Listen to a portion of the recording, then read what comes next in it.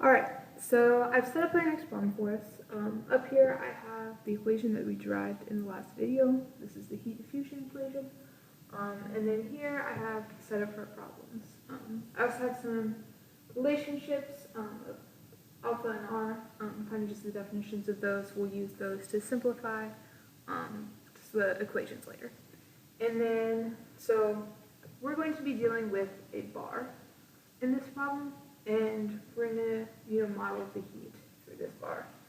And we're given this bar, we're given that it's a length of 20 meters, and we're given that at any time this side of the bar is going to be set to 50 Celsius, and this side of the bar is going to be set to 88 Celsius. And then we're also given that at time is equal to 0, the entire bar is 20 Celsius, and then it's immediately set to the two temperatures. And then we're going to model what the temperature, in the middle of the bar is. We're also given that our alpha value, which is K over rho times Cp, is 1, which means that K is a constant, which means that K does not depend on position within this bar.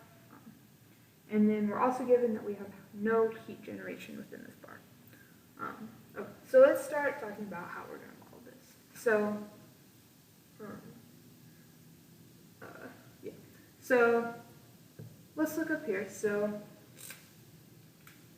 we're going to take this equation. So for this problem, we're only going to be looking at heat diffusion in the x direction. We're going to, assume that there's not really any in the y direction or the z direction. We're only going to be looking at x. So that means that we can get rid of those y and z dependent terms. We're also given that no heat is generated, which means that this term also is 0. Alright, so then we can write our simplified equation down here. So we have that rho times Cp times the derivative of temperature with respect to time is equal to the derivative with respect to x. Before we get to that. So since k is a constant and it doesn't depend on position, we can pull this out of the derivative. So we've got k times and then ddx times dt dx, that's the second derivative, and we've got second derivative of temperature with respect to x. Okay, so there we've got our simplified formula for this problem. And then we can see here, we can substitute that for alpha, and we have that derivative of temperature with respect to time is equal to alpha times second derivative of temperature with respect to position. Alright, so this is what we're going to be looking at, and now we need ways to approximate this term and that term. So let's start with the position term. So what we're going to do is we're going to split this bar into segments. Okay? So each of these segments is going to have a width of delta x. And then we're going to use kind of a counter variable to kind of label these different segments, and we'll call that j. So this would be 0, 1, 2, 3, etc. And so at any time, our position x within the bar is going to be equal to this counter variable j times delta x. So like at the 2 position, it would be 2 times delta x. So if delta x was like 1 meter, the second position, that would be 2 meters throughout the whole bar, and then this last one would be 20 meters regardless, because that's how long the bar is. So that's how that's going to work.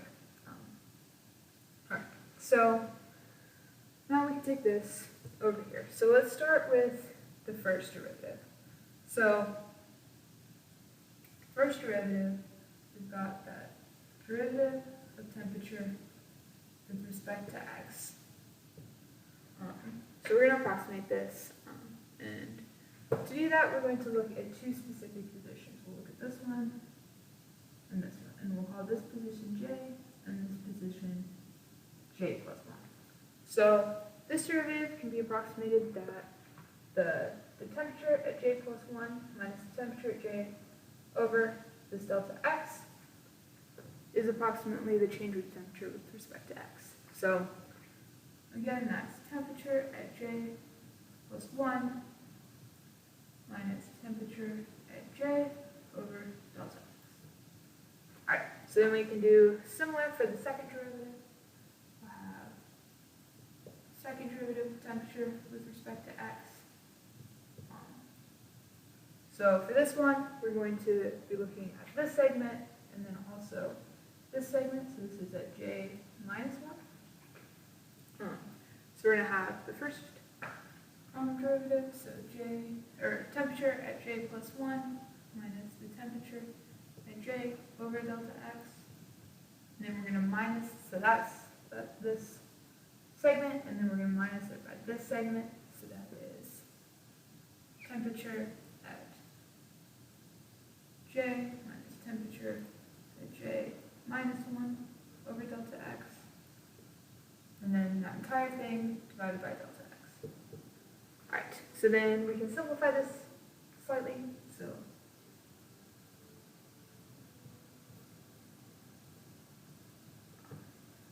So this will be over delta x squared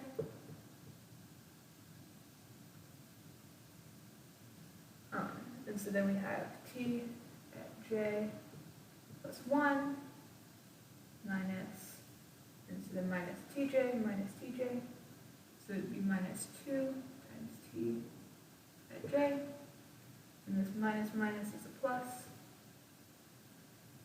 tj minus 1. Alright, so that's our approximation for this term. So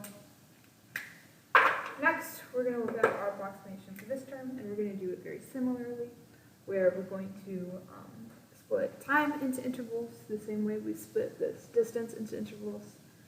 And so we're going to have that our time can be modeled as a counter variable n times some discrete delta t that we determine. So then we can be very similar to this. We'll have that the derivative of temperature with respect to time is going to be equal to temperature.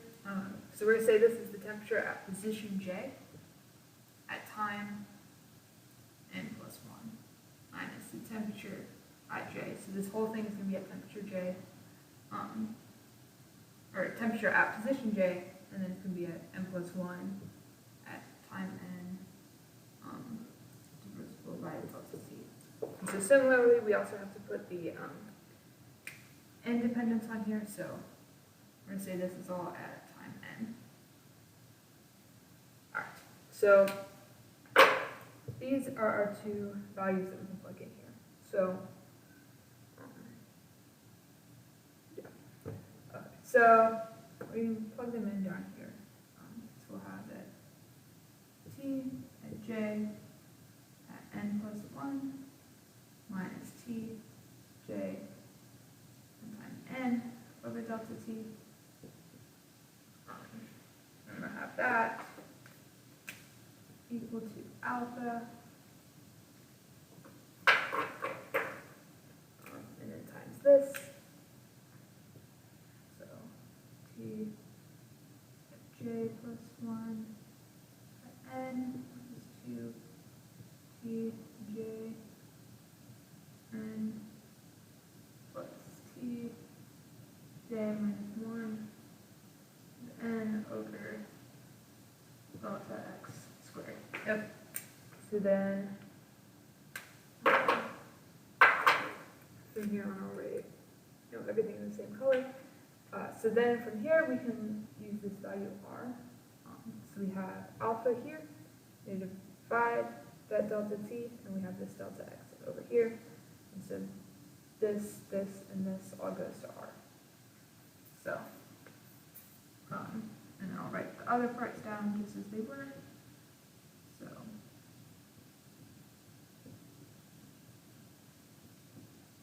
this numerator is going to be equal to r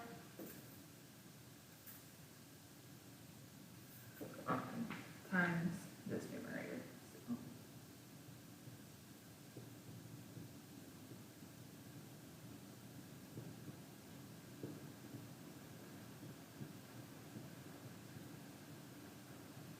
Okay, and then we can factor this out, and then this is the value we want to solve for, because this is the temperature at the subsequent time.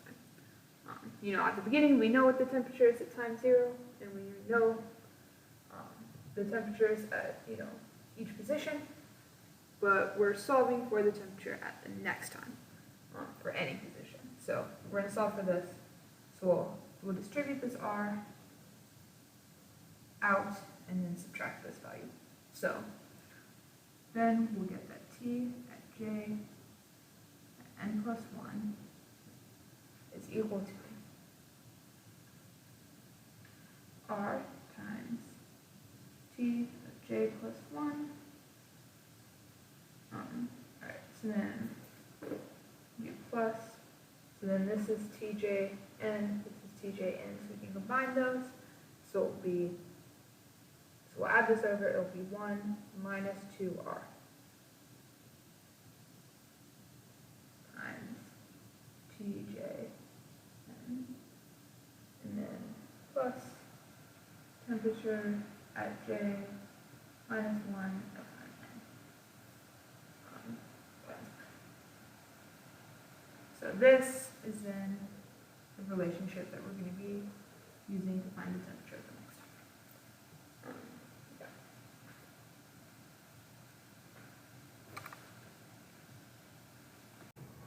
Alright, so next we're going to work on plotting this using collaboratory Python coding. So first thing we want to do is import a library. So we're going to import numpy as np, and then we're also going to want to make a plot. So from plotly subplots, we're going to import make subplots.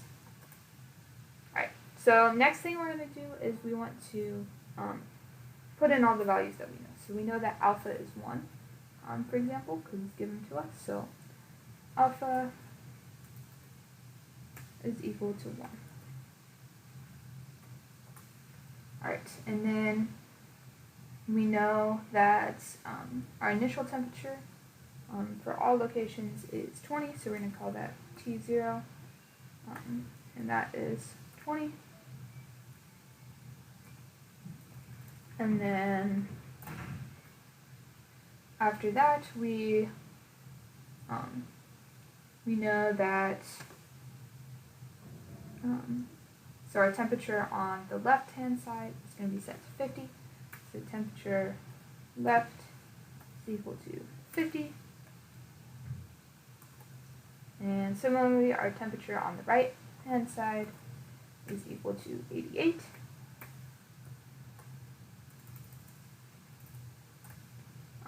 And then also we can define what R is. So R is equal to alpha times delta T, which will be dt, over delta x squared. And for that, we're going to need to define what our delta T and delta x are. So delta T and delta x. So for x, we can do steps of 1 meter. And then for delta T, let's say we have steps of 0.1 seconds. So there we have those values. So now we should be good to go. So next thing is we want to start like making our T. So for T, so first we need to know how many like ends we have. So we're going to have that, we're going to say that n is going to be equal to 20. just arbitrarily. So we have n equal to 20, and then so now we need to start our array of our temperatures. So our temperature is going to be equal to np dot fill, and we're going to fill it. Where is it full? Yeah, it's full. So, and the shape we're going to have, we're going to use n, so that's 20 values, and then the fill value, initially, everything's going to be our initial temperature, so we'll have T0. Alright, so then, we're good on that, and so, next, we want to create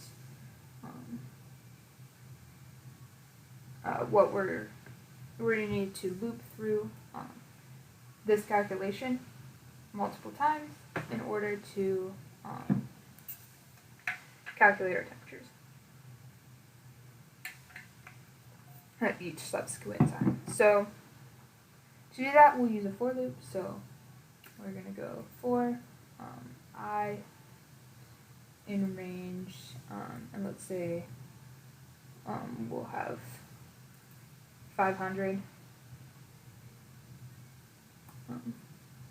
points. Okay, and then within here we're gonna update our temperature array, but we're not gonna update the entire array because the very first value and the very last value should stay the same.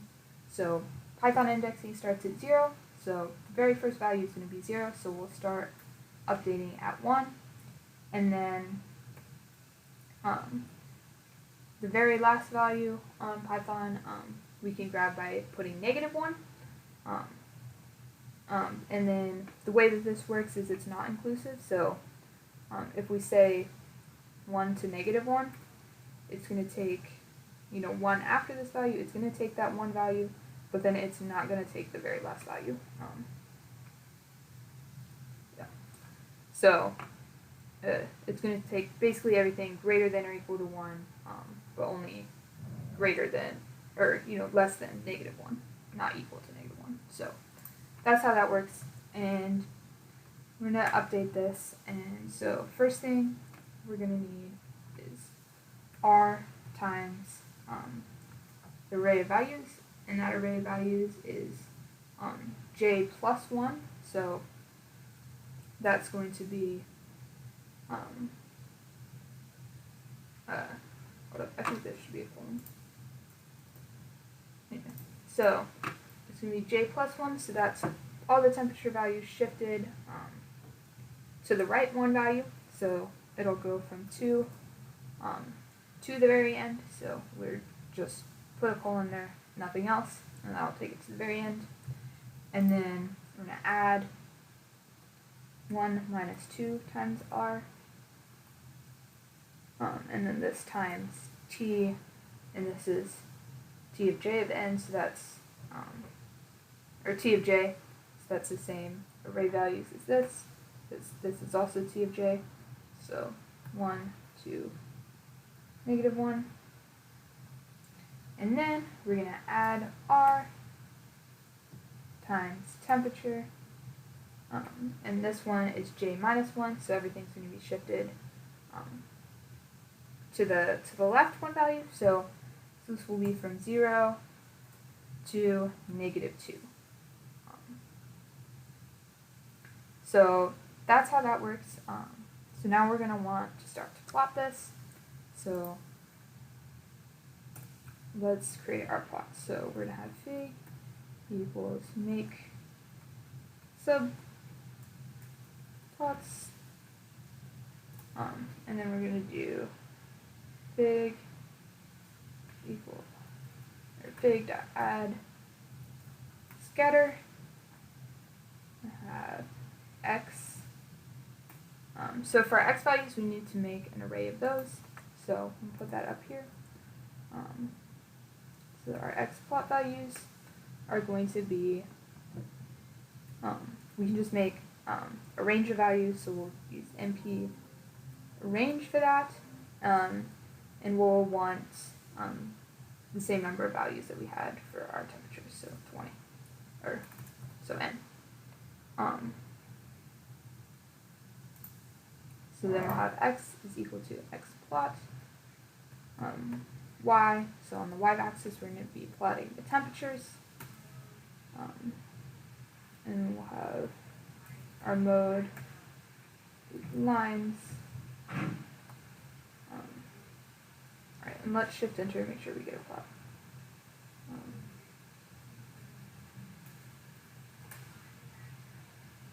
Alright, so this plot doesn't quite look right, and that's because we haven't told it that our temperature left and our temperature right.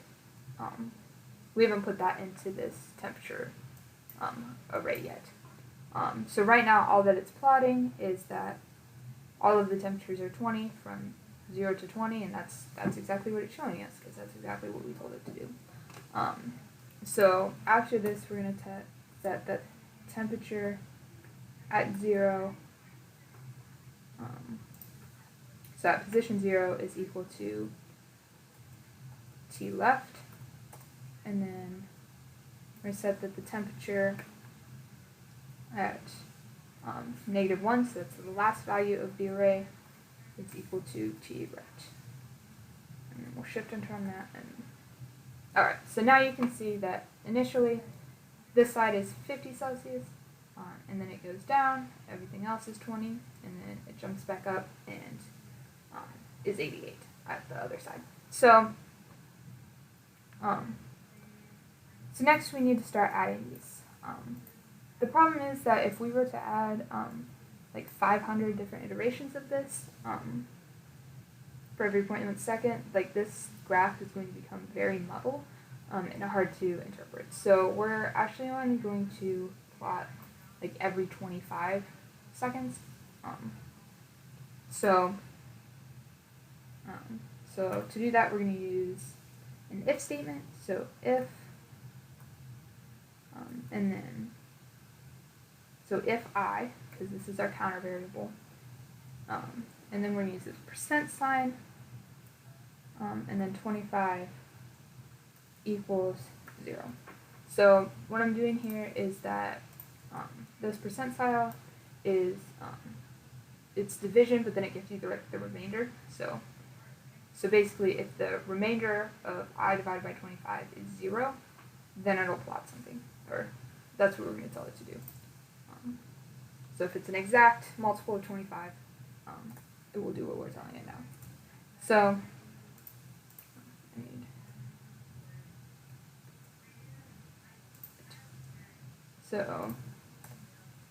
So now, at that point, we'd want to fig add scatter of x equals x still, or x plot, and then y still equals t, and we'll still want mode to be lines.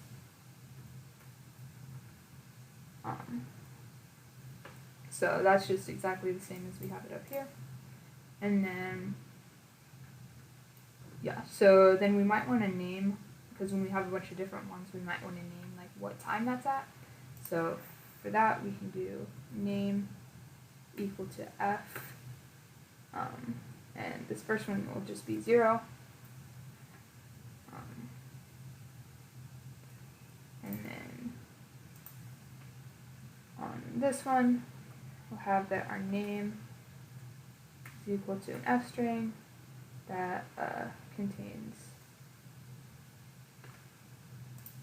our counter variable I. So, alright, so then at this point, we'll shift enter and see how it looks. Alright, so now you can see that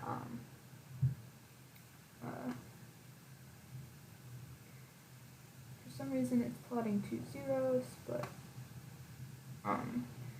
anyway, you can see that we've got our plots at different times. Yeah, so, and you can see it's getting closer and closer to being just a straight line between 50 and 88. And now we can kind of play around with our time step. So,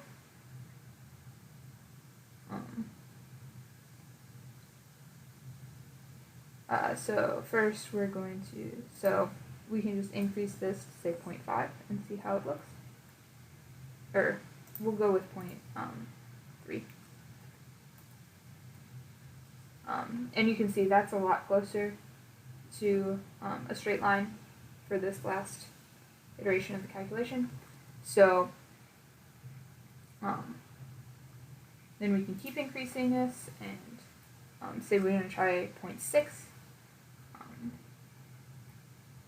So and right here what we're doing is we're changing this R value essentially, but since alpha is 1 and dx is 1, dt is the value that is being determined, like is being changed to make that R value. So R at this point is also 0.6. So that's why we're changing dt, but in reality what we're, the important thing that we're changing is R. So now you see that once we get to 0.6 we get something crazy going on, which shows that our solution is unstable. So we can kind of take a guess at maybe where the stability point is, and say 0.5. And you can see, okay, so we're stable there, and we can try, increasing it to, 0.51. And you can see that we once again get some crazy stuff. So we can go a little bit smaller, 0.505. And you can see like it's just starting to get crazy. Like it's almost right, but this part right here is a little bit crazy. You go even smaller. And that looks alright. So you can really see that this boundary seems to be at about 0.5. And in the next video, I'll show you why that is. Alright, so then I noticed earlier that it was plotting 0 twice, and if you want to know why, that's because up here we have that our ion range is just 500, so that's assuming that it's 0 to 500, and since 0 is a multiple of 25, 0 divided by 25 is have a remainder of 0. So that means that it's plotting 0 again, even though we already plotted 0 up here. So if we want to fix that, we can have this start at 1, because like basically right now what it's assuming that it's treating it as if we typed in this, where our first value is 0, but if we put our first value as 1 instead, then we'll see that the 0 doesn't end up getting plotted twice. So there you go.